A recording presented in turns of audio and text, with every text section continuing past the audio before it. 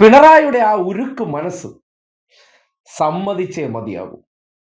Exit poll ഫലങ്ങളെല്ലാം പുറത്തു വന്നു. ഇടതുപക്ഷത്തിനല്ല, ഇടതുപക്ഷത്തിന് തിരിച്ചടി ഉണ്ടാകുമെന്നും യു ഡി എഫിന് മുൻതൂക്കമെന്നുള്ള ഫലങ്ങൾ പുറത്തു വന്നതിന് ശേഷവും കല്ലുപോലെ തന്നെ നിലകൊള്ളുകയാണ്. യജാതി മനുഷ്യൻ.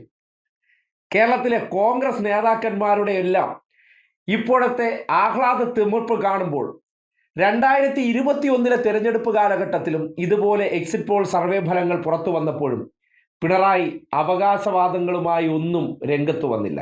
കേരളത്തിൽ ഒരു മുന്നണിയെ നയിച്ച വ്യക്തി എന്നുള്ള നിലയ്ക്ക് ഒരുപാട് മാധ്യമ സ്പേസ് കിട്ടുമെന്ന സന്ദർഭത്തിലും ഒരു വിഷയത്തെക്കുറിച്ച് പ്രതികരിച്ചാൽ അതിൽ വലിയ റീച്ച് ഉണ്ടാകുമെന്നിരിക്കെ ഒരു കാര്യത്തിലും അഭിപ്രായം പറയാതെ മൗനം അവലംബിക്കുകയാണ്. ജനവിധി എന്താണോ അത് നേരിടാൻ തയ്യാറായിരിക്കുന്ന ആ മനോഭാവമുണ്ടല്ലോ, അതാണ് ഒരു വ്യക്തിയിലേക്ക് അല്ലെങ്കിൽ അയാളുടെ സ്വഭാവത്തിലേക്ക് കൂടുതൽ താല്പര്യമുണ്ടാക്കുന്നത്. മറ്റുള്ളവരുടെ മുന്നിൽ കൃത്രിമമായി അഭിനയിക്കാത്ത ഒരു മനുഷ്യൻ, അല്ലെങ്കിൽ മറ്റുള്ളവരുടെ മുന്നിൽ നാട്യങ്ങൾ കാണിക്കാത്ത ഒരു മനുഷ്യൻ, അയാൾ എന്താണ് എന്ന് പിണറായി തെളിയിക്കുന്നുണ്ട്. ചെയ്യേണ്ട കാര്യങ്ങളെല്ലാം ചെയ്തതിന് ശേഷം ഒരു വ്യക്തി എന്നുള്ള നിലയ്ക്ക് അതിൻ്റെ റിസൾട്ട് വരുമ്പോഴാണ് താൻ ചെയ്ത പ്രവർത്തനങ്ങൾ അംഗീകരിക്കപ്പെട്ടിട്ടുണ്ടോ എന്ന് ഒരാൾ പ്രതികരിക്കേണ്ടത്. അതിനപ്പുറത്തേക്ക് നാളുകളിൽ എന്ത് സംഭവിച്ചാലും ഇന്ന് കിട്ടുന്ന അവസരത്തിൽ ഡയലോഗുകൾ വച്ച് കാച്ചുക, അണികളെ ആവേശത്തിൽ നിർത്തുക, അതൊക്കെയാണ് രാഷ്ട്രീയ പ്രവർത്തനമെന്ന് പുതിയ കാലഘട്ടത്തിൽ പലരും ചിന്തിക്കുമ്പോൾ പിണറായി എന്തുകൊണ്ട് വേറിട്ടൊരു വ്യക്തിയാകുന്നു എന്ന് പറഞ്ഞാൽ ഈ നിലപാട് കൊണ്ടാണ്. പറയുന്ന ഓരോ വാക്കിനും നാളെയും വിലയുണ്ടാകണം. വെറുതെ പറഞ്ഞ് കളയാനുള്ളതല്ല വാക്കുകൾ. ആ വാക്കുകൾ പറയുന്നുണ്ടെങ്കിൽ ഒന്നുകിൽ അത് നടപ്പാക്കാൻ പറ്റണം, അല്ലെങ്കിൽ അത് പറയാൻ പോകരുത്. ആ ഒരു രീതി ഒരു വ്യക്തി എന്നുള്ള നിലയ്ക്ക് കേരളത്തിലെ മാധ്യമങ്ങളും പിണറായി വിരുദ്ധരെല്ലാം സംഘടിതമായി ചാർത്തിക്കൊടുത്ത ചാപ്പകൾക്കപ്പുറം ജനവിധിയെ മാനിക്കേണ്ടിടത്ത് മാനിച്ചുകൊണ്ട് അതെന്തായാലും ഏറ്റുവാങ്ങാൻ തയ്യാറായിരിക്കുന്ന ആ ഉരുക്ക് മനസ്സുണ്ടല്ലോ, അത് നാട് മനസ്സിലാക്കേണ്ടതാണ്. ഇപ്പോഴല്ലെങ്കിൽ പിന്നെ എപ്പോഴാണ് അതിനെക്കുറിച്ച് പറയുക? സർവേ ഫലങ്ങളെല്ലാം യു ഡി എഫിന് മുൻതൂക്കം നൽകുമ്പോൾ ഒരിടത്തും വിരളി പൂണ്ടിട്ടില്ല. കാര്യം അധികാരം കിട്ടുമെന്ന് വല്ലാതെ മോഹിച്ചിരിക്കുന്നവർക്കാണല്ലോ അമിത ആഹ്ലാദവും അല്ലെങ്കിൽ അമിതമായിട്ടുള്ള ദുഃഖവും ഉണ്ടാകേണ്ടത്.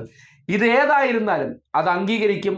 ഈ നാട്ടിൽ ജനാധിപത്യ സംവിധാനത്തെ മാനിക്കുന്ന വ്യക്തി എന്നുള്ള നിലയ്ക്ക് മാധ്യമങ്ങൾക്ക് മുന്നിൽ വാചകമടിച്ചോ അണികൾക്ക് അനാവശ്യമായിട്ടുള്ള ആവേശം വാരിക്കൊടുത്തോ അല്ല ഒരു രാഷ്ട്രീയ നേതാവ് ശ്രദ്ധേയനാകേണ്ടത്. ചെയ്ത പ്രവൃത്തികൾക്കപ്പുറം അതിൻ്റെ റിസൾട്ട് വരുമ്പോൾ പ്രവർത്തിച്ചതിന് ഫലം കിട്ടിയെങ്കിൽ അതിനെ സംബന്ധിച്ച് പറയുക, കിട്ടിയില്ലെങ്കിൽ അത് ഉൾക്കൊണ്ടുകൊണ്ട് മറുപടി പറയുക. ഇതാണ് ഏറ്റവും അനുകരണീയമായ മാതൃക. ഇതുപോലുള്ള രാഷ്ട്രീയ വ്യക്തിത്വങ്ങൾ കേരള രാഷ്ട്രീയത്തിൽ അപൂർവമാണ്.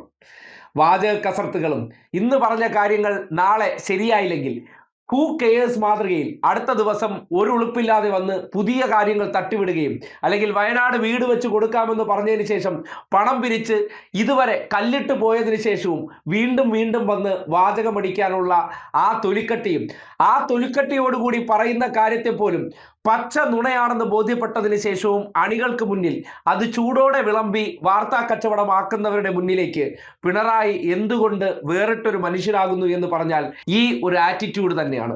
ഇത്തരം ആറ്റിറ്റ്യൂഡ് ശരിയായ മനുഷ്യരുകളിൽ മാത്രം കാണുന്ന ഒരു സ്വഭാവ രീതിയാണ്. ആ സ്വഭാവ രീതിയിൽ ഒരു വ്യക്തി അവകാശവാദങ്ങളില്ലാതെ പറയേണ്ടതെല്ലാം ഒരു മത്സരത്തിന് മുന്നോടി പറഞ്ഞു കഴിഞ്ഞു, ചെയ്യേണ്ടത് ജനമായിരുന്നു, ചെയ്തതിൻ്റെ റിസൾട്ട് വരട്ടെ എന്ന നിലയിൽ അദ്ദേഹം ഒരു ഷോയ്ക്കും വരാതെ നിശബ്ദനായി തെരഞ്ഞെടുപ്പ് റിസൾട്ട് തീയതിക്ക് വേണ്ടി വെയിറ്റ് ചെയ്യുന്ന ആ സ്വഭാവമുണ്ടല്ലോ, അതാണ് ഒരു റിയൽ പൊളിറ്റീഷ്യന്റെ ക്യാരക്ടർ എന്ന് പറയുന്നത്. ബാക്കിയുള്ളതെല്ലാം നാട്യങ്ങളാണെന്ന് കാലം തെളിയിക്കും.